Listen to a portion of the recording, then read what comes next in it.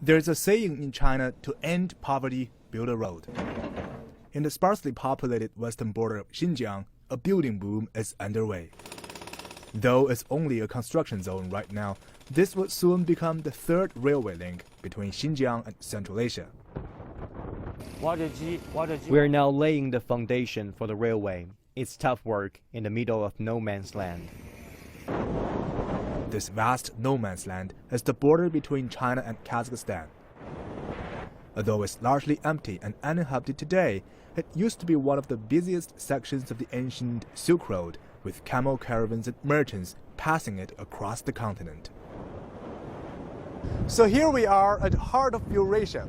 It's the farthest place from the sea. It's almost become a forgotten area in the time of maritime trade, but now China is trying to revitalize these landlocked regions along the Silk Road economic belt. Once complete, the railway will link the border town of Tacheng with the oil-rich city of Karamay. Most importantly, it'll measure just 300 kilometers long, 1,500 kilometers shorter than the current available rail route. That's because our neighbor Kazakhstan also has a plan to build its part of the railway link from its capital Astana to Tacheng. If both countries complete construction, cargo can travel all the way from the Pacific coast to Europe in just 8 days, compared to over a month through the maritime route. Although the project's completion is still years away, residents of nearby communities have already begun to imagine that future. Wang Pengfei is a farmer in the border region. Fertile land and Xinjiang's unique climate have made its vegetables a welcome export to Kazakhstan.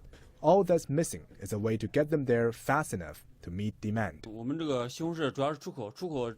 Exports have been rising quickly these past years, but our biggest bottleneck is the inefficient transportation.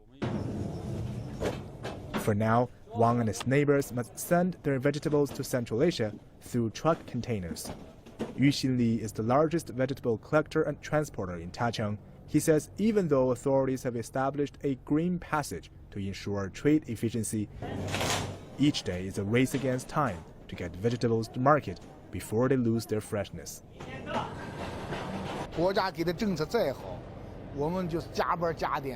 No matter how good the policies are and how hard we work, still, there are just around 500,000 tons of exports each year.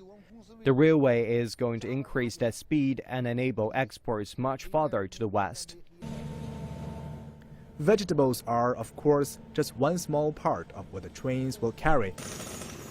And Karamay-Tacheng Railway is one of the many railways now under construction.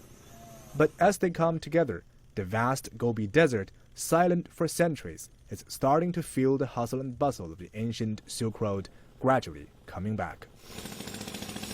Han Peng, CCTV, Xinjiang.